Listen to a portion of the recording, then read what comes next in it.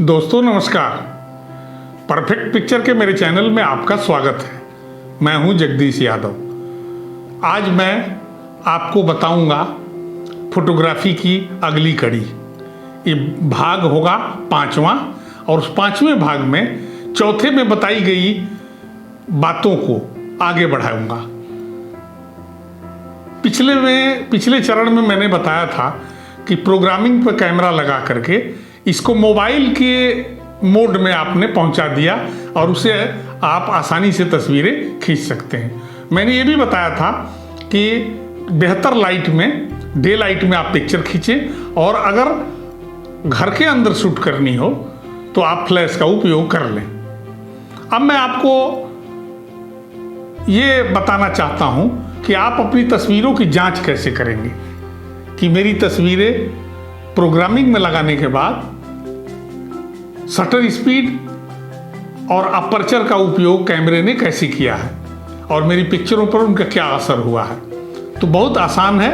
आप अपने फ़ोटो को डाउनलोड करें अपने कंप्यूटर पर, पिक्चर को खोलें, पिक्चर पर माउस को ले जाएं और माउस को राइट क्लिक करें। पिक्चर के ऊपर रख करके राइट क्लिक करें।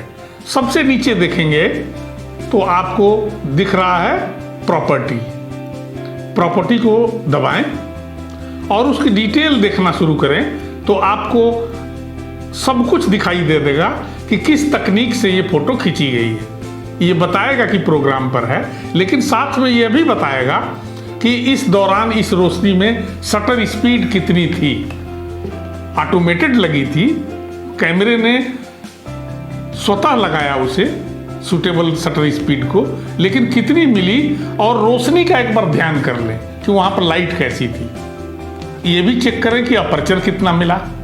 और अगर आप चाहें तो उसी सेटिंग के ऊपर जैसा वो बताया कि शटर स्पीड सपोज कीजिए 1000, अपर्चर 8, ISO 200, तो आप इस सेटिंग को सेटिंग मोड में जाके कैमरे के इस सेटिंग को सेट कर दें। जैसे ISO आप लगा दें 200, शटर स्पीड लगा दें जितना वो बता रहा है। अगर सपोज कीजिए बता रहा है 1000 लगा लें, अपर्चर 8 लगा दें और मैनुअल पर उसे शूट करें।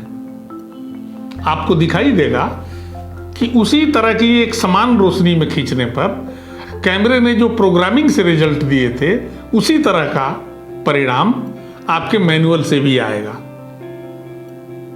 एक्चुअली मेरा उद्देश्य है मैनुअल की सारी जानकारी आपको देने का।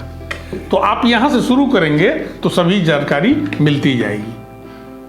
ISO क्या चीज है?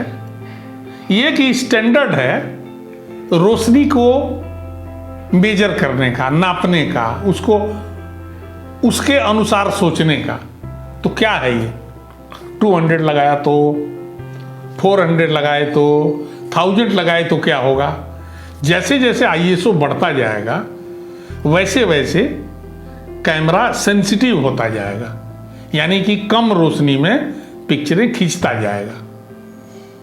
सेंसिटिव हो जाना बहुत बुरा तो नहीं है, लेकिन बहुत सेंसिटिव हो जाना अच्छा नहीं है। ISO की संपूर्ण डिटेल के लिए आप थोड़ा सा इंतजार करेंगे तो आपको पूरी तरह से समझाऊंगा।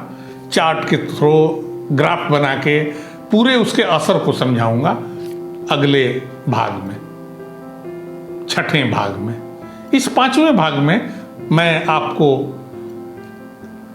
सिर्फ आपका ध्यान इस पर ले जाना चाह रहा हूं कि जो कैमरे ने ऑटोमेटेड सेट किया था उसे आप मैनुअल के रास्ते से भी पिक्चर खींच सकते हैं। आप ऐसा करें कि जब आप मैनुअल से खींच रहे हो तो अगर उस कैमरे ने 1000 बताया था शटर स्पीड तो आप 2000 करके देखें, अपर्चर वही रहने दें, तो आपके दोनों के अंतर का पता चलेगा कि 2000 पर पिक्चर कैसी दिखती है।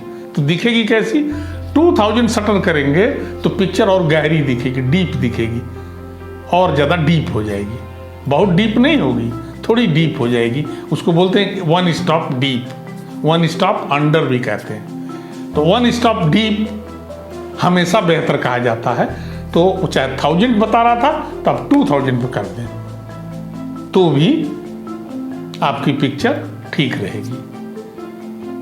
आप मेरे इस चैनल से जुड़े रहें और हर एक दिन छोड़कर एक दिन आपको मैं फोटोग्राफी की बहुत तकनीकी जानकारियाँ जिसके नहीं जानने से तस्वीरें कमज़ोर हो जाती हैं उस पर आपका मैं फोकस लाना शुरू करूँगा।